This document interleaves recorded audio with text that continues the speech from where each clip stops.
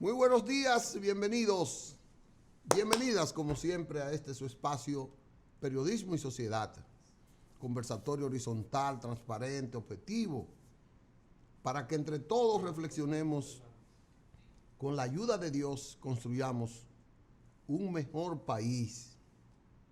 Pero para todos, caramba, Dios debe ser un chico más fuerte con aquellos que violan su palabra. Aunque dice él, en la tierra un reino y en el cielo el otro. Pero hágase su voluntad en la tierra como en el cielo. Debe ser la palabra. Señores, hoy estamos a 4 de julio y yo no puedo dejar pasar esta fecha importante para entre los temas que vamos a tratar, que son muchos. Vamos a ver cómo el tiempo nos da. Estoy solo porque tenía un invitado y me dijo que cayó mucha agua por su tierra y no pudo venir. Entonces, vamos a hacer ese programa lo más agradable posible, lo más enriquecedor posible. A lo estilo Isidro Toro, a ese estilo. 4 de julio, fusilan a Francisco del Rosario Sánchez, un día como hoy, 1961. Y todo el mundo debe saber por qué fusilaron a Francisco del Rosario Sánchez. Aquí hay un antipatriota que le han dado el valor de padre de la patria, aunque no está en los tres, pero está en el panteón, que se llama Pedro Santana.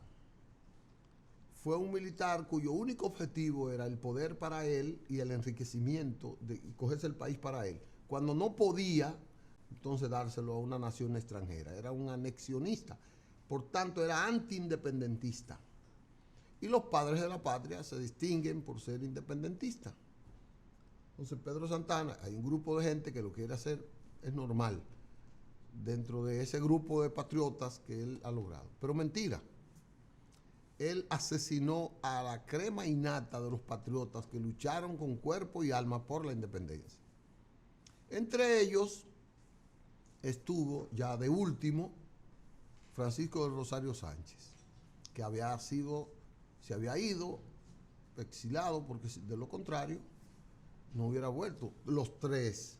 Mella fue el que más tiempo duró aquí post-independencia, en el tiempo post-independencia.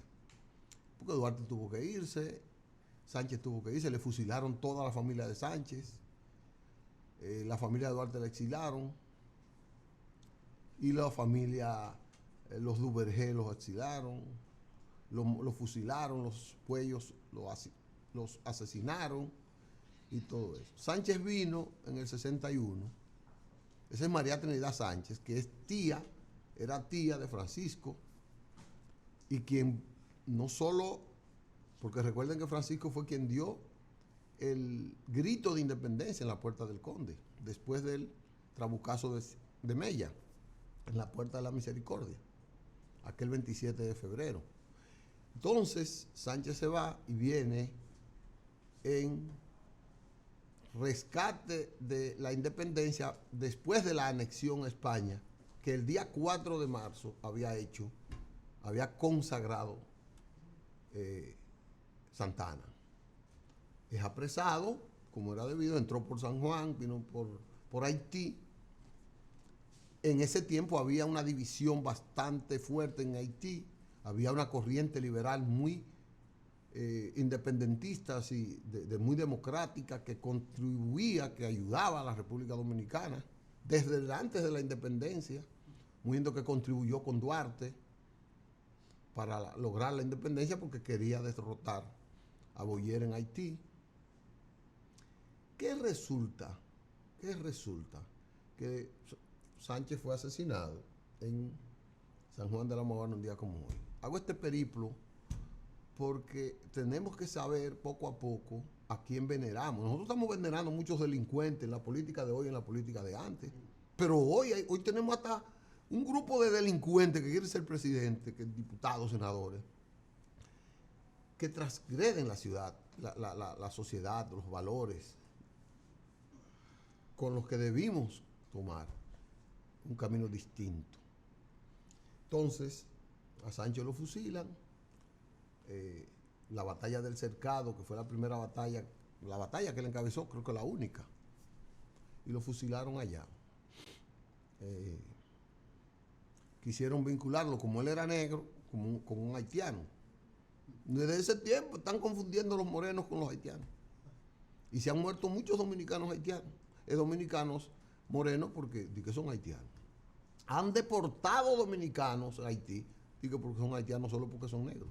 Yo viví en Vallaguana un momento, donde había un rubio que tenía un negocio con los ojos azules, y era haitiano él y su familia, pero él era rubio. Y al lado apresaron a un dominicano porque era negro y se lo metieron en la camiona. Pero al rubio, que todo el mundo le decía el haitiano, incluyendo los policías, no le tocaron. Esa es la falta de criterio, esa es la doble moral, la hipocresía de esta institucionalidad dominicana que tenemos. Bueno, entonces, un día como hoy muere Sánchez.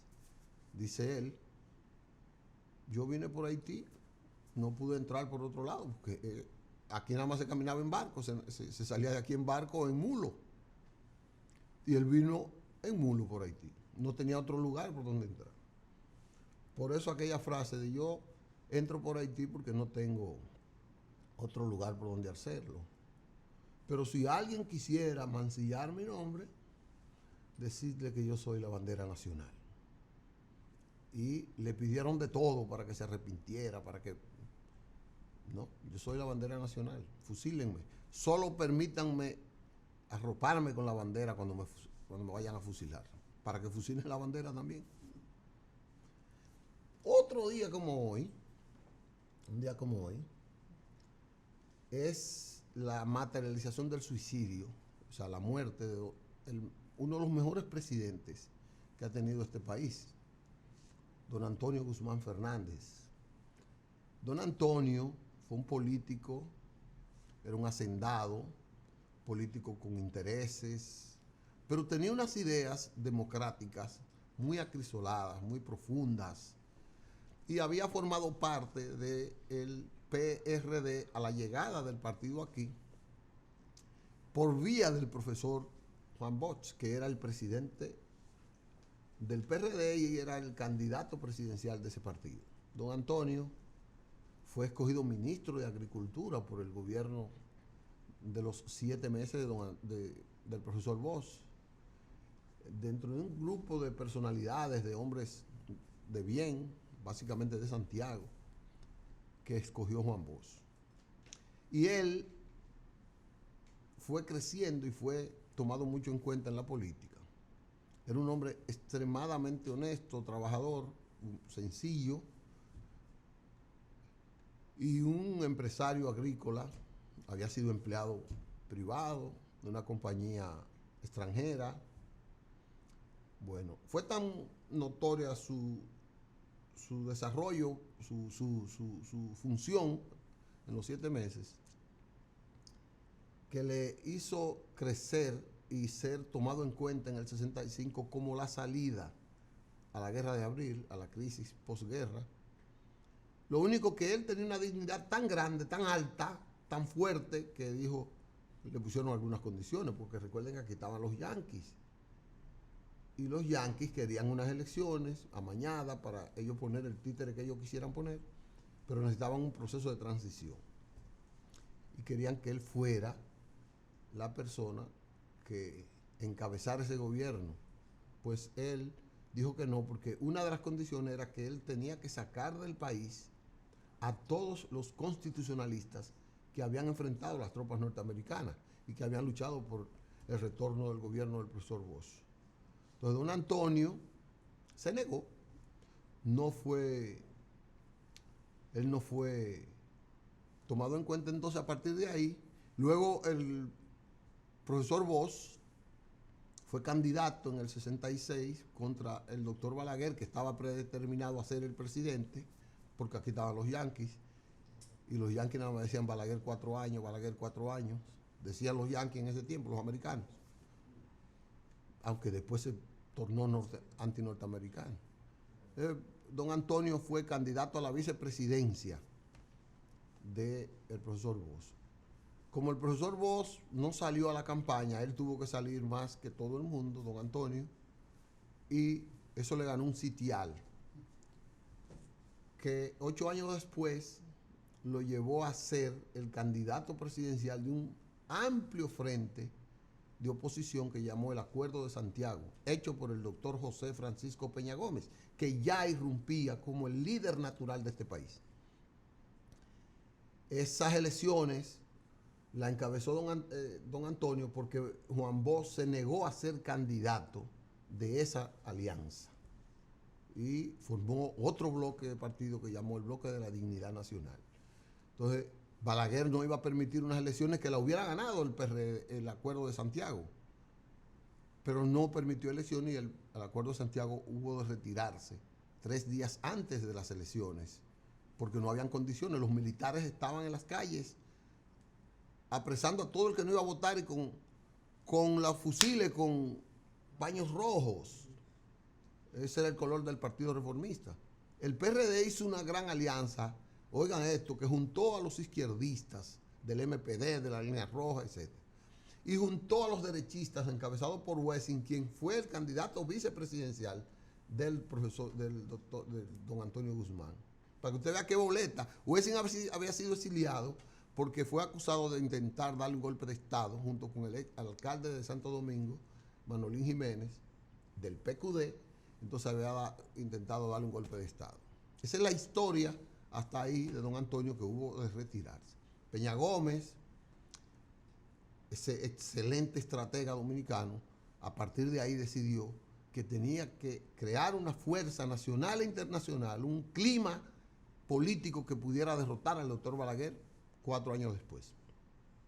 Y es de ahí donde Peña Gómez sale, lleva el PRD a la Internacional Socialista, se agencia una corriente liberal democrática en Estados Unidos, en el poder, le llamaban los liberales de Washington, y vincula al partido y al país a ese sector anti-norteamericano en términos de la fuerza militar que gobernaba. Y es de ahí donde viene Rangel, vienen muchos políticos norteamericanos. Gana la presidencia Jimmy Carter y ya se abre un espacio más democrático para América Latina, y República Dominicana se beneficia de eso.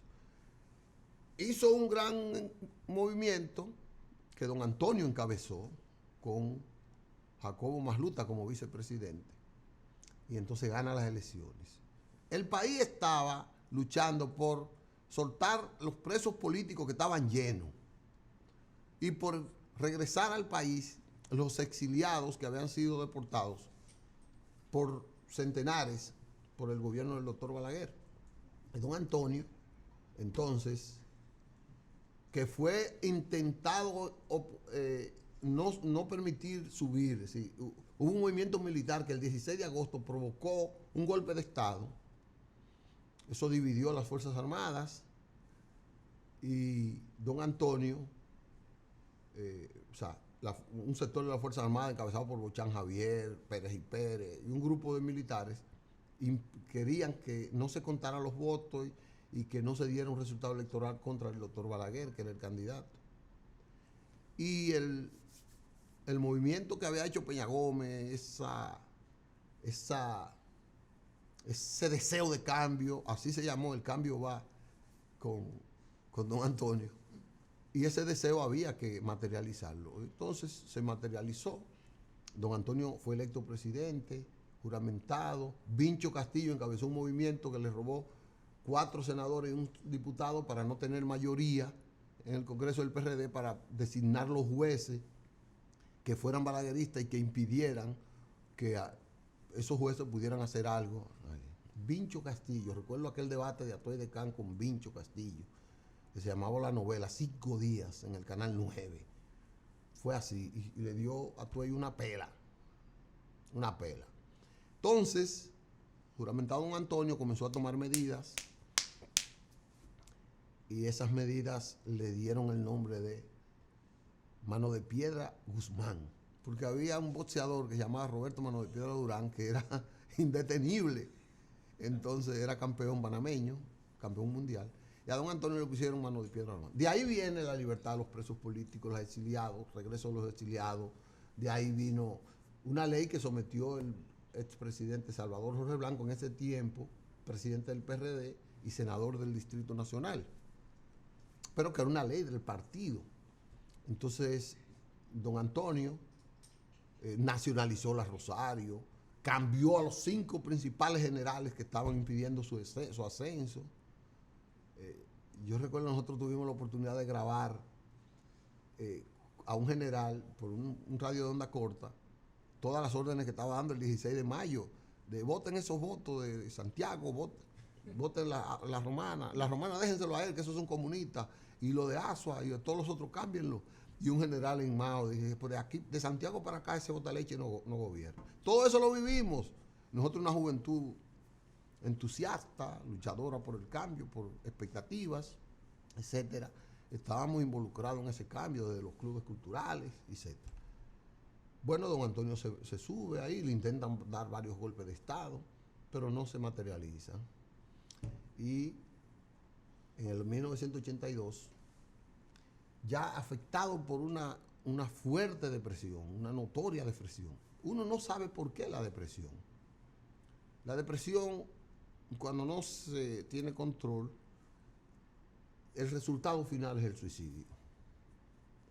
Y don Antonio, lo ha dicho su hijo Hipólito Mejía, fue afectado de una depresión y ya se notaba meses atrás que estaba deprimido, ¿no? Estaba un poco caído su cabello, un poco abandonado, me dicen, y todas esas partes. Yo estaba en una actividad religiosa de mi familia a las 3 de la mañana cuando me llamaron. Contra don Antonio se mató, pasó algo. Él se dio un balazo esa noche, el día 3. Y eso provocó que la embajada norteamericana, no recuerdo quién era el embajador, suspendiera, creo que era Robert Joss o Donna Rina, no recuerdo, uno de los dos. Donna Rina era encargada de negocio, pero Robert Joss era el embajador en el momento en que él ganó. No recuerdo si lo habían cambiado o no. Entonces, salimos para allá, para el hotel, para el Marión, que es el oncológico de hoy, al lado de la universidad, y ahí nos dieron la noticia como a las 5 de la mañana que había muerto. Había fallecido don Antonio. Eso fue un griterío nacional. Un día como hoy, 4. La embajada suspendió todas las actividades, para que ustedes vean un gesto noble de la embajada, que suspendió las actividades de celebración. De ahí para acá creo que la embajada nunca ha vuelto a celebrar el 4 de julio en Santo Domingo como el día de fiesta. Celebra ese día, lo reconoce, pero las fiestas de celebración las hace un día antes o 2 días antes. Ya este año lo hizo en el Estadio Quisqueya con los peloteros, siempre invitan a las personalidades y todo, pero no lo hace el día 4, lo hace otro día en respeto a ese día de duelo de la República Dominicana. Desgraciadamente uno no va a decir nunca por qué se aceleró la depresión de don Antonio, uno nunca va a decir por qué el suicidio. Está descartado que lo hayan matado, yo creo que sí, y hasta ahí llegó esa parte. Hoy 4 de julio se conmemoran esas fechas. Nosotros deberíamos ser más seguidores del gobierno de don Antonio, porque para mí un gobierno honesto, firme, de muchos valores, tuvimos 3, 4, 5 ministerios, secretarías, que todavía son ejemplos hoy. Por ejemplo, la de agricultura con Hipólito, después de ese ciclón y esa fiebre porcina africana, son un ejemplo. No ha habido un ministro de agricultura tan eficaz, tan eficiente como ese. El ministro de Salud Pública, que era Rodríguez Soldevila, ese hombre sacó de ahí de la San Cristóbal el ministerio y lo llevó al campo, construyeron todas las clínicas rurales, implementaron los trabajos sociales de la juventud y de la gente en los barrios, las vacunaciones, todas esas cosas se hicieron ahí. Se creó la residencia médica, la construcción, repito, de los hospitales en cada campo, y una revolución en la salud, una revolución, que eso ha hecho que Soldevila, que volvió a ser ministro, para mí es el mejor ministro que hemos tenido en la historia de este país. Y así hay muchos. Yo recuerdo que el deporte, yo era un trabajador deportivo, y yo tenía una liga que tenía como 500 o 600 niños, y yo tenía cada 3 meses, implementos deportivos que me daba la secretaría para esos niños.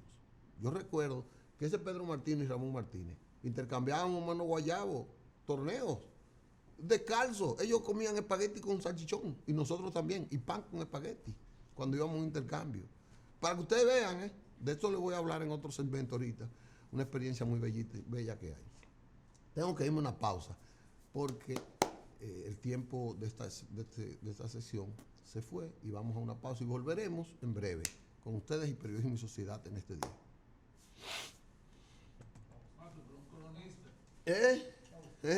No, así es tu historia.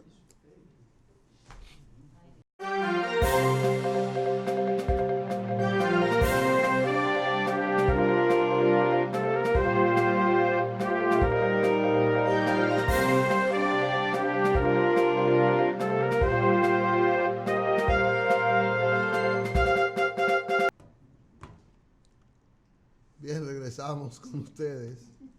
Perdonen que estos son gajes del oficio, olvídense. Yo vine hoy medio sport, medio cosa para que usted no, medio relax, porque no todo tiene que ser esa tensión de Odebrecht, ni del PLD en el Congreso, ni de Lionel queriendo ser presidente otra vez, no sé si debe, pero todo no puede ser eso, señores. Tiene que haber algo distinto. Pero es así.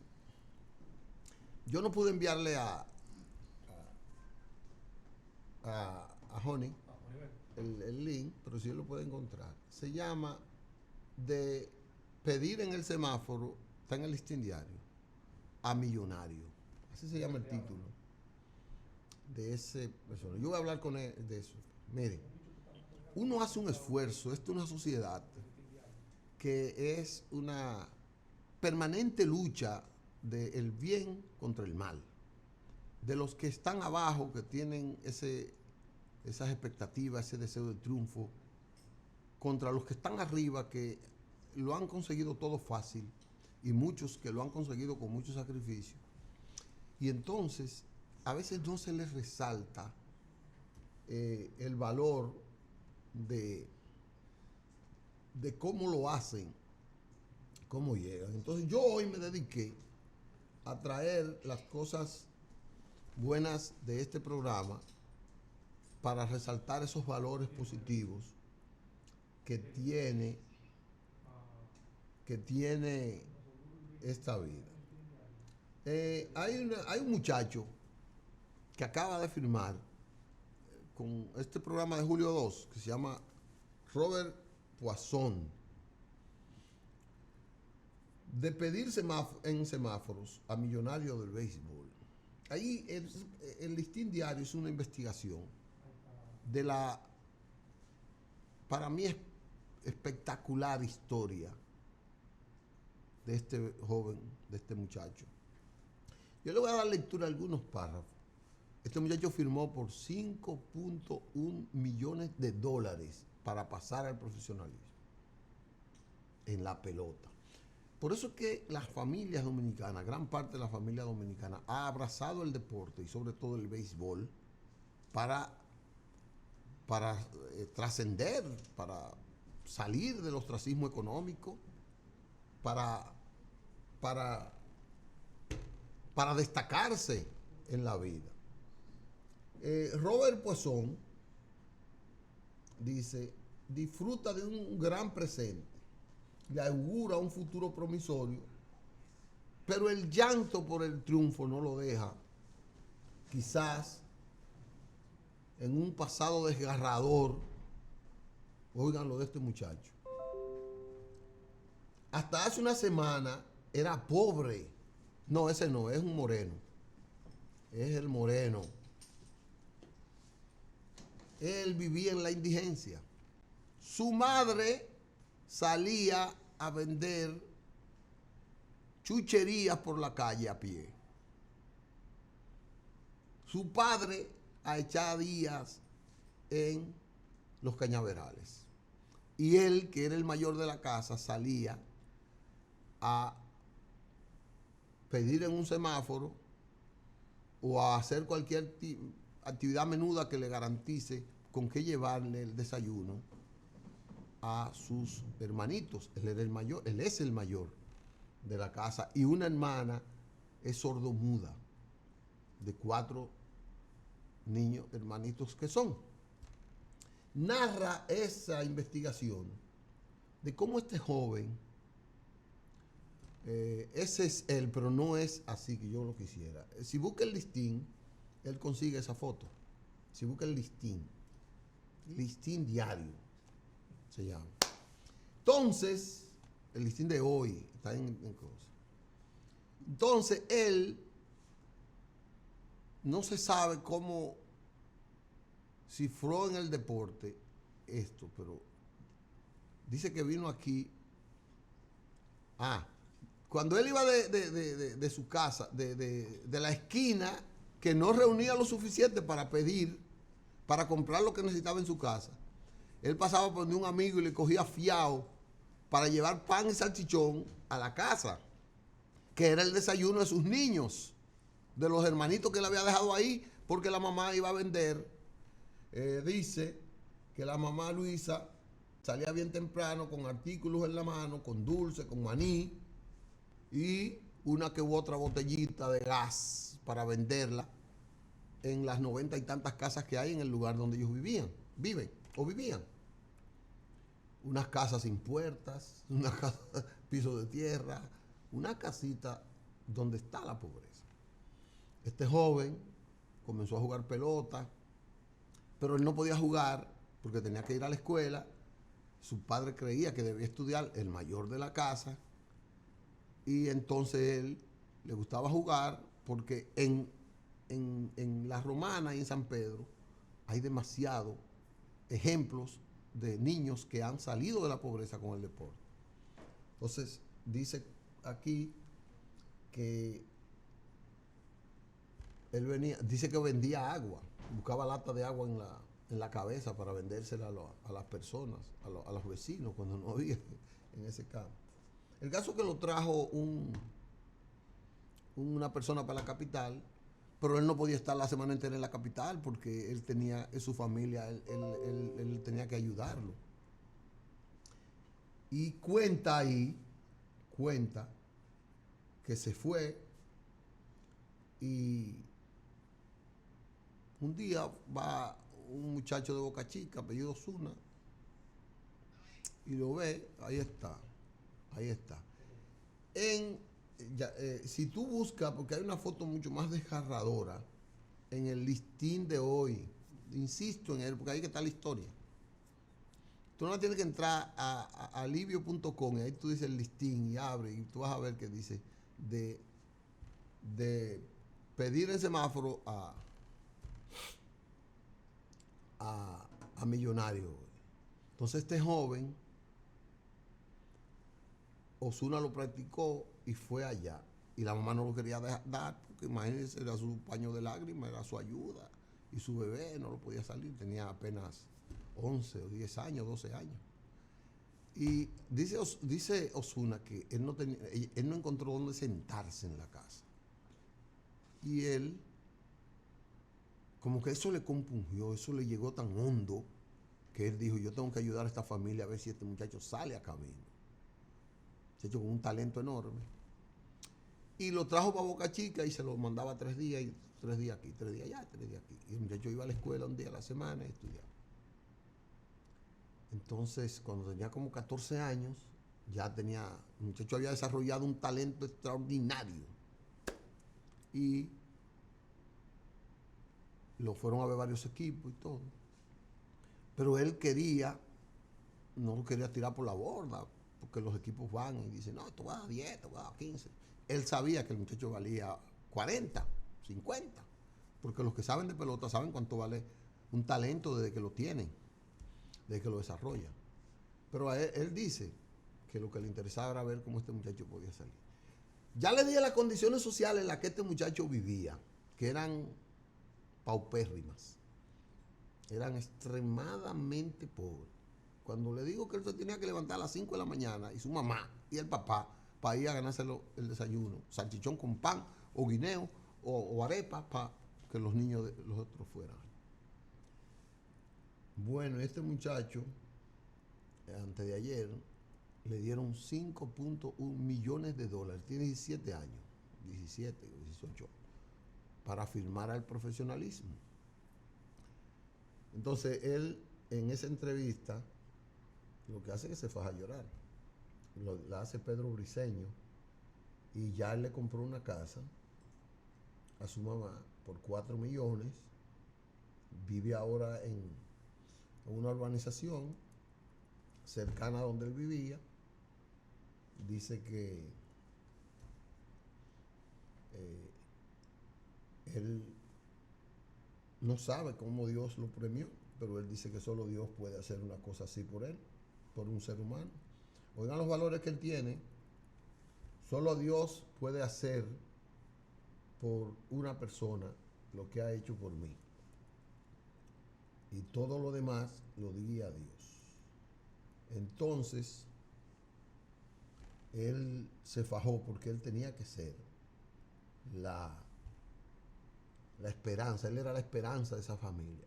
Yo lo que le quiero decir con esto es que ese muchacho que tenía esa inspiración de mantener su familia, pero él sabía que pidiendo en el semáforo no lo podía mantener, pero él tenía la visión de progresar o en la escuela o en el trabajo o lo que sea, y logró ahí.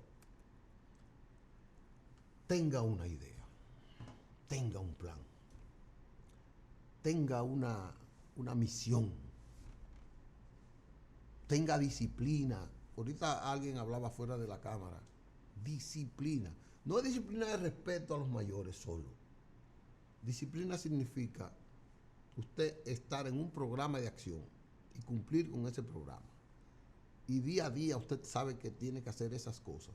Se le van a convertir en rutinaria, pero cada día usted va a convertir esa rutina en algo interesante, en algo emocionante, en algo que lo motiva a continuar, porque cada día usted como que da un paso de avance.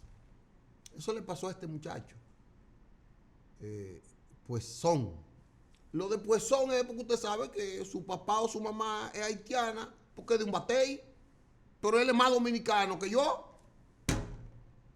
Y más dominicano que estos ladrones de Odebrecht, mucho más, y de estos presidentes que han firmado todos esos contratos, mucho más dominicano que eso, él, porque él nos robó, él fue a trabajar, él fue a luchar por el beneficio de su familia, y él tiene hoy un crecimiento honrado y cree en Dios.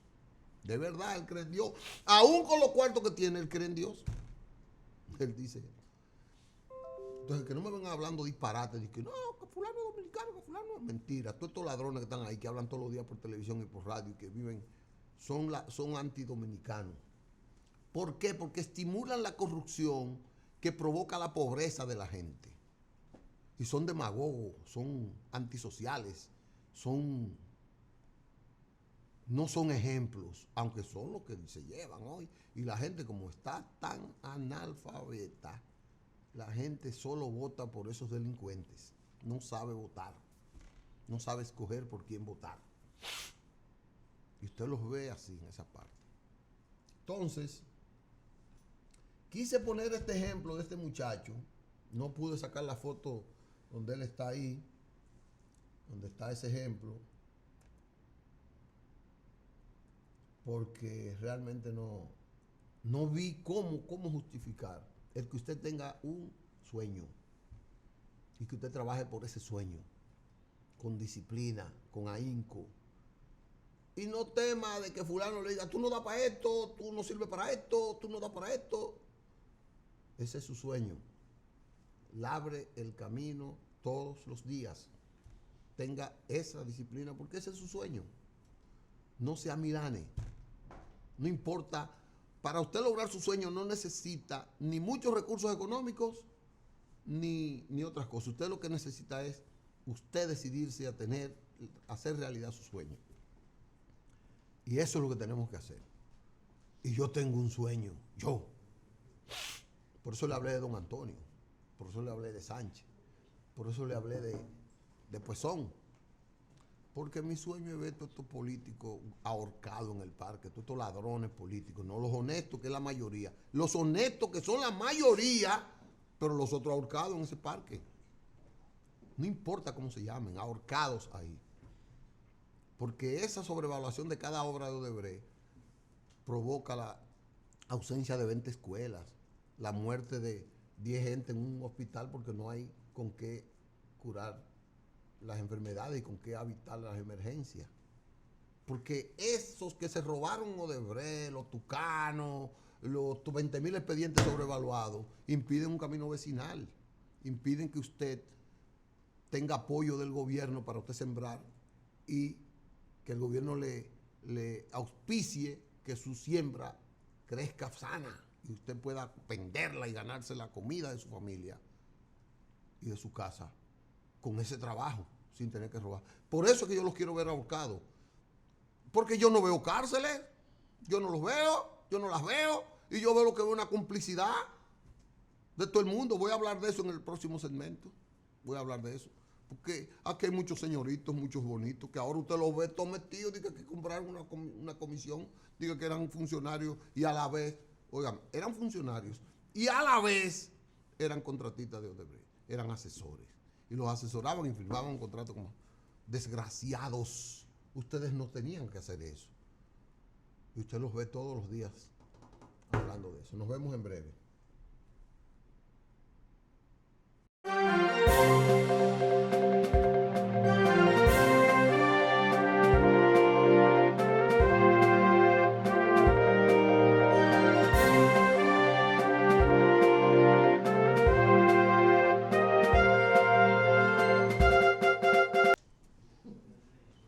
Bueno, pues felicidades, Albert, si tu cumpleaños. Es lo único que te puedo decir. Felicidades, Albert. Miren, señores, ya tenemos esta parte, este último segmento con el programa.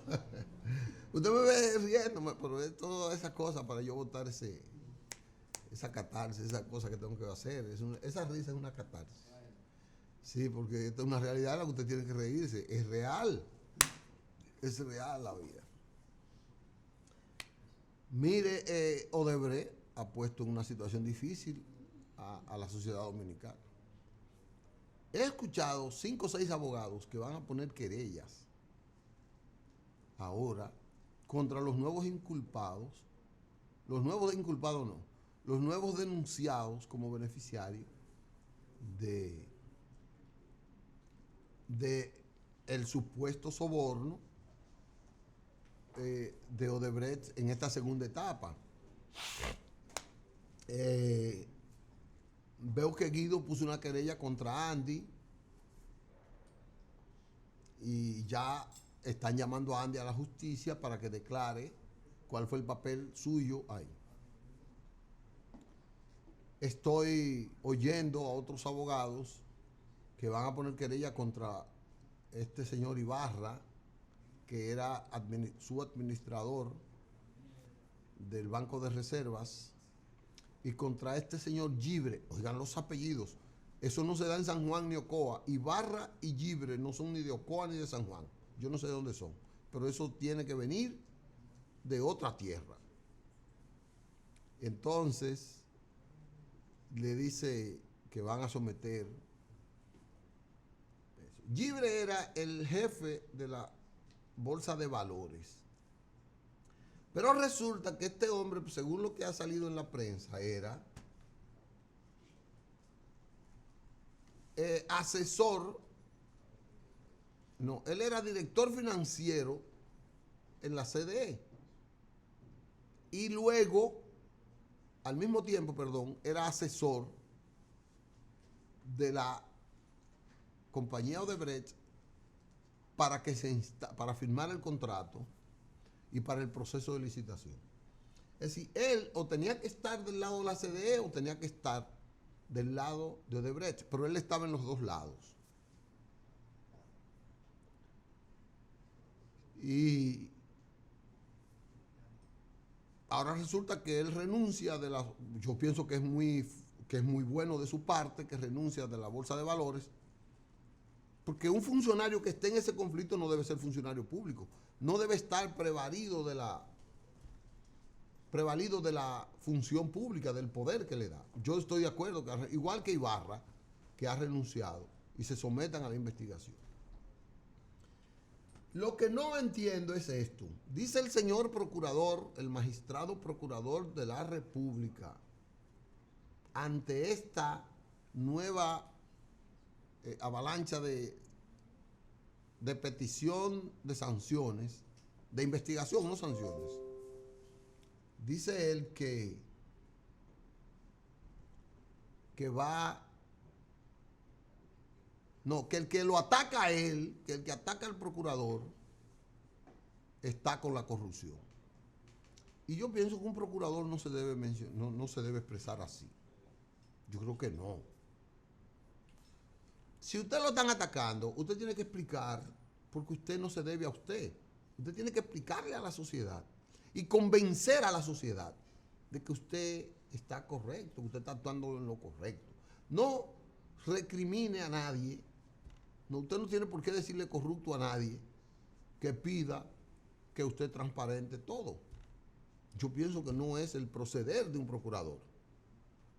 Entonces, el procurador dice que el que está contra él está a favor de la corrupción. Y no es verdad. Yo no estoy contra usted. Usted está haciendo algunas cosas así. Yo creo que usted ha dejado de hacer cosas y hay cosas que no las ha hecho como debe hacerlas, pero yo no soy abogado ni soy el procurador. Y que yo le critique un procedimiento, por ejemplo, que yo le critique a usted que la mayoría de los que yo creo que están en Odebrecht y los más poderosos que deberían estar en Odebrecht no están, usted no me debe decir que yo estoy de acuerdo a la corrupción.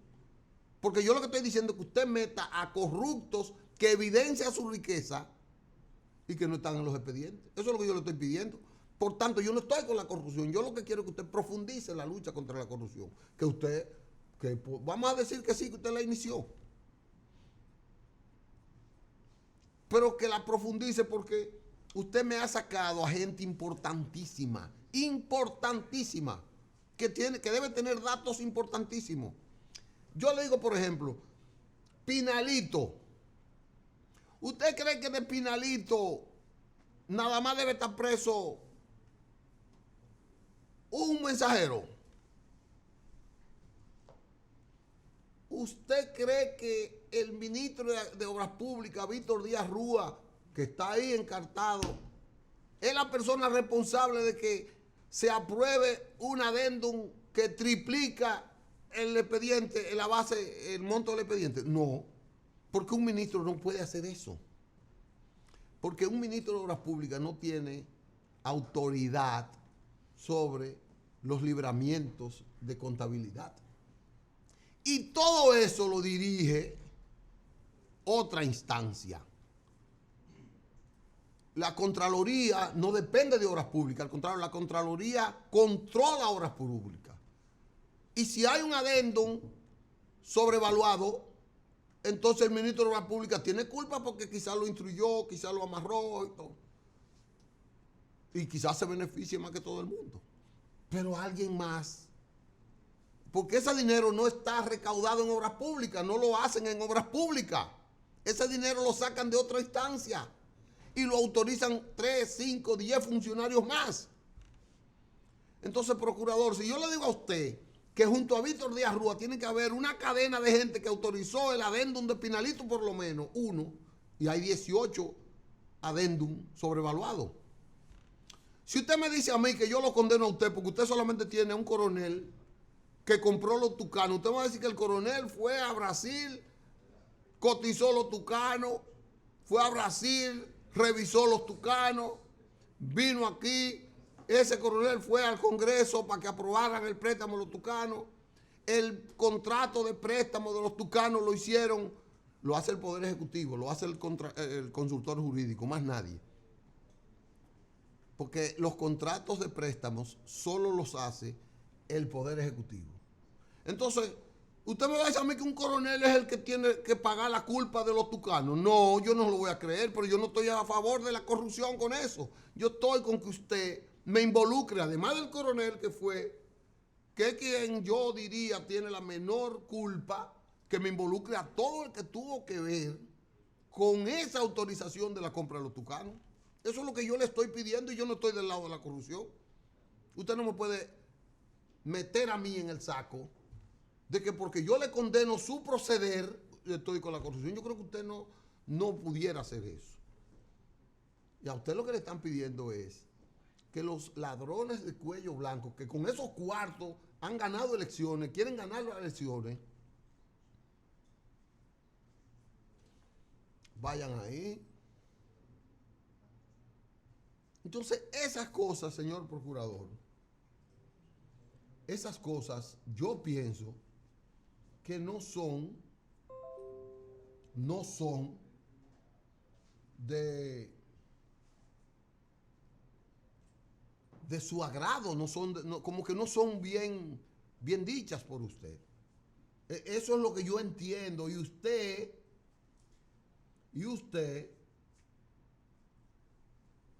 lo que debería es sentirse agradecido, que tenga ciudadanos que lo ayuden. Porque usted es el representante de la sociedad ante los delitos contra la sociedad. Y el crimen de corrupción es un crimen contra la sociedad. ¿Usted cree que esa carretera de Constanza, que cuesta 3 veces lo que debió costar, usted cree que usted no hubiera hecho 4 carreteras con eso? Seguro, pero entonces alguien tiene que ver con eso. Y entonces usted debe sentirse orgulloso que yo, que Albert, que José y que todo el mundo le diga, procurador, fulano de tal, debería estar ahí. Y usted dice, bueno, pero es que yo no tengo prueba contra fulano. Y dice, sí, pero usted lo puede buscar. ¿Y cómo la busco? Tal, si es que usted no sabe. Y un camarógrafo le dice cómo buscarla. Porque quizás que usted no sabe. Quizás es que usted no sabe buscar la prueba. Yo no sé quién está involucrado en nada, porque yo no puedo señalar a nadie. Yo no puedo señalar a nadie. Pero no es posible. Yo sé que todo el que votó en el Congreso no necesariamente es culpable de nada. Porque el Congreso, y eso hay que explicarlo aquí, el hombre del maletín siempre ha funcionado. Ahora el hombre del maletín es para 3 o 4 o 5, no es para los 120. Porque ahí hay un grupito que son los que hacen ese amarre, ese negocio, y los otros, la mayoría de los diputados y senadores no se preocupan por ver qué es lo que están votando. En los últimos siglos así. Yo recuerdo la historia de un senador, de un diputado de Puerto Plata, que decía corroboro. Eso era para aprobar un proyecto que él no conocía, pero que le habían dicho que votara. Corroboro. Así pasan con muchos. Por tanto, yo no creo que todos los diputados son culpables de corrupción. Yo no lo creo. La mayoría de los que están ahí quizás son honestos en esa parte. Entonces yo, honorable procurador, quisiera ayudarlo. Yo no sé cómo lo ayudo, pero yo lo que quiero es que usted quede bien, que usted sea un excelente procurador, que usted sea un tolete de procurador. Yo quiero que usted sea un hombre bueno, que la sociedad tenga beneficio de usted. Y para eso usted tiene que agenciarse el apoyo de la ciudadanía, de la sociedad a la que usted representa. Usted debe gobernar con la sociedad. Y como usted no tiene vela en ese entierro, solo que castigar, usted debería ir donde deba ir a buscar todas las pruebas que deba buscar. Hay mucha queja de que ahí hay gente condenada que no le escucharon sus argumentos, que sus expedientes no están bien hechos, pero ellos llevaron las pruebas para destruirle sus argumentos y no los escucharon. Entonces, esas cosas, mucha gente está en la vía. ¿Ya nos vamos? Sí. Bueno. Elizarda, Ricard, Nieve, Rolando, Darwin Félix, Humberto, Arítide y el grupo Díaz Morán. Está Alberto y está Ceballos. Gracias, Ceballos, desde Miami por tu sintonía. Nos veremos mañana. Perdónenme todas las ofensas que yo le di hoy, pero nos veremos mañana.